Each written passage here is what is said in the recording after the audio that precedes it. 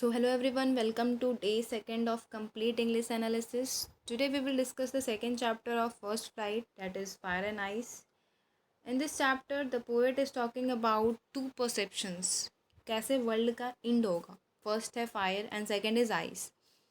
Poet बताते हैं कि यहाँ पे लोगों का दो मानना है कि वर्ल्ड का एंड कैसे होगा, मतलब वर्ल्ड कैसे ख़त्म होगा. कुछ लोगों का मानना है कि वर्ल्ड फायर के कारण से ख़त्म होगा, कुछ लोग का मानना है कि फायर वर्ल्ड जो है आइस के कारण ख़त्म होगा. यहाँ पे definitely fire and ice are symbolic words. Symbolic words में से ये किसी को रिप्रेजेंट कर रहा है. फायर रिप्रेजेंट कर रहा है लोगों के डिज़ायर्स को और आइस रिप्रेजेंट कर रहा है लोगों के मन में एक दूसरे के प्रति हेट की भावना को.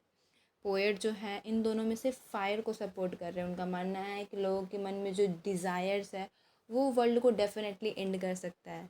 लेकिन वो ये भी बताते हैं कि अगर वर्ल्ड को दो बार एंड होना होगा तो ice is also capable to end this world.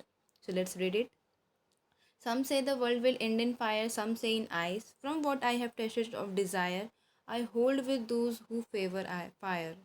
कुछ लोगों का मानना है कि वर्ल्ड फायर के कारण ख़त्म होगा, कुछ लोगों का मानना है आइस के कारण होगा. From what I have tested of desire, आज तक मैंने जो भी एक्सपीरियंस किया है यहाँ पे लोगों की इतनी डिज़ायर है, इतनी पैशन है जो डेफिनेटली वर्ल्ड को एंड करा सकता है. But if it had to perish twice, अगर वर्ल्ड को दो बार डिस्ट्रॉय होना होगा, I think I know enough of it. यहाँ पे लोगों के मन में इतनी नफ़रत की भावना तो है ही जो वर्ल्ड को एंड करा सकता है. सफिशेंट है आइस भी. So let's talk about the summary. The summary of this chapter. First, we will write the who is the author. The poem is written by Robert Frost. In this poem, the poet is talking about the two perceptions about the end of this world. As I have told you, यहाँ पे दो perceptions के बारे में बताया गया. Perceptions का मतलब होता है मान्यताएं. लोगों को लोग क्या मानते हैं वर्ल्ड के एंड के बारे में. Some people think that fire will end it and some go for the ice. कुछ लोग का मानना है कि फायर के कारण होगा, कुछ लोग का मानना आइस के कारण होगा. Here the poet has compared fire to the never ending desires of human beings. यहाँ पे पोएट ने फायर को रिप्रेजेंट करा है लोगों के मन में कभी भी ख़त्म ना होने वाली पैशंस डिज़ायर से, और आइस को रिप्रेजेंट करा है अग्रेसिव हेट, मतलब अत्यंत नफ़रत की भावना जो लोगों की है एक दूसरे के प्रति. He also said that he favors for those who set fire because the desires that people have for materialistic things grow very rapidly. यहाँ पे पोएट जो है उन लोगों को सपोर्ट कर रहे हैं जिन्होंने फ़ायर को वर्ल्ड के एंड का कारण बताया है, क्योंकि उनका मानना है कि यहाँ पे जो लोगों की डिज़ायर्स है, लोगों की इच्छाएं हैं, वो बहुत ही जल्दी जल्दी ग्रो कर रही है. लोगों का जो पैशन है किसी चीज़ को लेके, स्पेशली मेटलिस्टिक थिंग्स जो हम लोग बाय मनी अर्न कर सकते हैं. The more we fulfil it the more it grows. जितना ही इसको हम लोग फिल करते हैं उतना ही ये बढ़ती जाती है. It is similar to the fire in nature.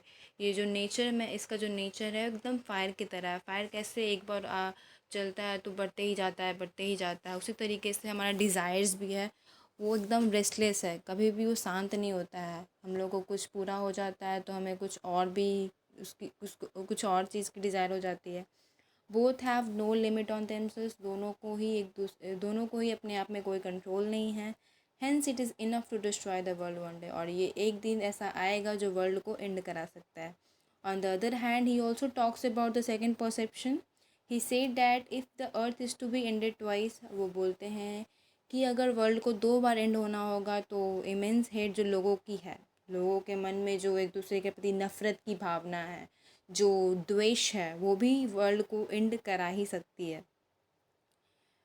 जिस तरीके से आइस जो है हमें हमारे बॉडी को नम करा देता है अगर हम उसको बहुत देर तक अपने बॉडी से कांटेक्ट में रखते हैं, उसी तरीके से हमारा जो हेट है एक दूसरे के प्रति वो भी हमारे माइंड को नम करा सकता है, उसको एकदम शून्य बना देता है, ताकि हम लोग इनसेंसिटिव हो जाते हैं, किसी के प्रति कोई भी सिंपति नहीं होती है, दया भावना नहीं होती है. तो ये भी वर्ल्ड को एक दिन एंड करा ही सकता है.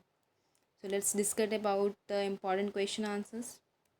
What do people think about the end of the world? What does the poet side end with and why? यहाँ पे मैंने इसको पहले ही बता दिया था. People are divided over the cause of the end of this world. People जो है यहाँ पे इस कारण से डिवाइड हो गए हैं कि कुछ लोगों का मानना है फायर, कुछ लोगों का मानना है ice. Some people think that fire symbolized by uncontrolled passion and desire will destroy this world. Other believe that ice symbolized by indifference and hatred among the people will be the cause of destruction. ये तो मैंने पहले बता दिया है. The poet sides with those who believe that fire or unbridled passion and desire will result in the destruction of the world because it is something that is growing like fire. And to fulfill it, people are becoming so brutal and violent that it has become enough to eliminate mankind from this world. Poet यहाँ पे fire को इसलिए support कर रहे हैं क्योंकि ये जो फायर है, फायर का मतलब होता है ऐसा डिज़ायर जो कभी ख़त्म ही नहीं होता है, इतना ज़्यादा बढ़ते जाता है, इतना ज़्यादा बढ़ते जाता है कि उसको कंट्रोल करना ही हमारे बस की बात नहीं हो जाती है. People are becoming so brutal. आजकल लोग अपने डिज़ायर को पूरा करने के लिए इतने ज़्यादा ब्रूटल, इतने ज़्यादा क्रूअल हो गए हैं कि वो एक दिन जो है मैनकाइंड को यानी मानव जाति को इस धरती से बिल्कुल भी हटा देगी. क्योंकि आज लोग इतने सेल्फिश हो गए हैं, इस लोग को सबको अपना अपना डिज़ायर पूरा करना होता है. किसी के प्रति कोई भी सिंपैथी नहीं है यहाँ पे. सो इस चीज़ को लेके पोएट कंसर्न्ड है कि ये इस चीज़ जो है एक दिन वर्ल्ड को एंड करा सकती है. Second question. Today's world is conflict ridden. People fight over various issues and there is no peace in the world. Explain, describe based on your reading in the poem Fire and Ice. Question बोल रहा है कि यहाँ आज का जो दुनिया है वो बहुत ही कन्फ्लिक्ट रिडन है. मतलब यहाँ पे कुछ ना कुछ कॉन्फ्लिक्ट होते ही रहता है. पीपल यहाँ पे लड़ते रहते हैं एक दूसरे से because of various issues and there is no peace. यहाँ पे कोई भी शांति नहीं है. आपको इस चीज़ को समझाना है इस पोएम से रिलेटेड. ठीक है. Hatred is predominant issue in today's world. आजकल जो हेट की भावना है वो बहुत ही छाई हुई है दुनिया में. The neighbour hates its neighbour, brother hates his brother, none is willing to forgive each other और टॉलरेट ईच अदर. यहाँ पे एक पड़ोसी दूसरे को हेट करता है, एक भाई दूसरे भाई को हेट करता है. यहाँ पे कोई भी एक दूसरे को माफ़ करने के लिए राज़ी नहीं है, एक दूसरे को बर्दाश्त करने के लिए राज़ी नहीं है. As a result of the hatred we live in a very fragmented world.